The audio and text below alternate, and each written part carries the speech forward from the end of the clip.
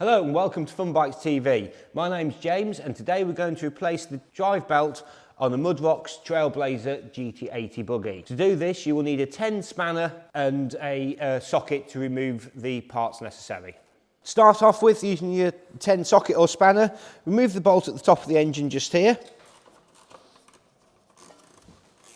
Then remove the bolt at the bottom down here. And now remove the bolt at the front onto the engine casing that holds the front half of the chain guard in place.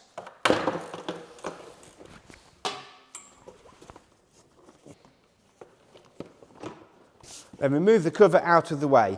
As you can see, this has now exposed the drive belt, the front variator and the clutch on the vehicle. The first thing we'll need to do is to remove the variator from the vehicle. Obviously, normally your belt, this is a brand new belt on here, but normally your belt would be damaged on there, hence the reason for replacing it. I'm using an impact gun for this, but you can use a socket or and bits on here to shock it off. Make sure you don't drop any of the spacers or washers that are on the bolt, and carefully put this somewhere safe while you're carrying out the rest of the work.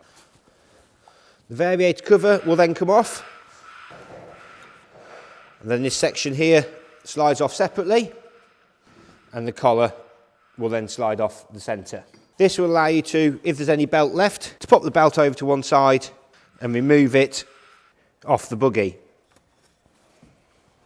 Normally when one of the belts fails on these vehicles, it will leave behind the rubber residue from the belt, which will be on the front variator. You need to make sure that all the rubber residue is cleaned off the variator.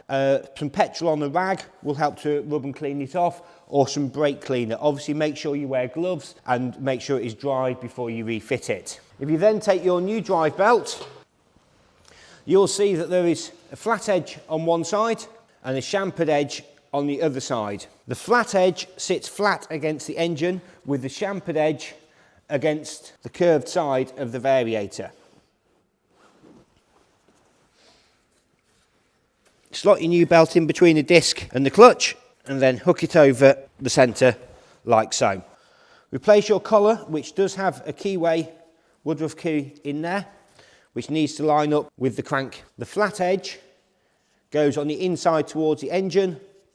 The edge with the machine notches on it sits to the outside.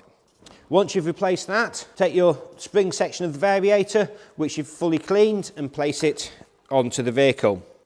Replace the cover, which will line up on there. And then taking your bolt, place it through, try and feel where the keyway is inside it, because there is a notch out on this section for the keyway. Once you have replaced it as tight as you can by hand, either shock it on using a socket or an impact gun to tighten it up.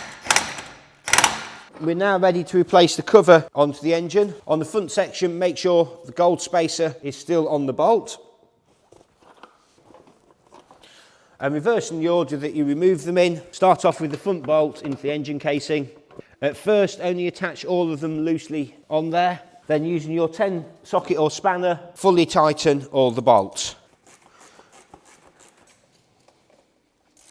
If you find that you are regularly having drive belts fail on the vehicle, it is generally caused by one of two things. One, the vehicle's being driven too slowly up hills and under load, which puts more strain on the drive belt. Or the most common thing is that the child driving the vehicle is pressing the brake and the throttle at the same time to control the speed. When the child presses the brake, they must come fully off the throttle. Pressing both pedals at the same time causes the drive belts to overheat and fail.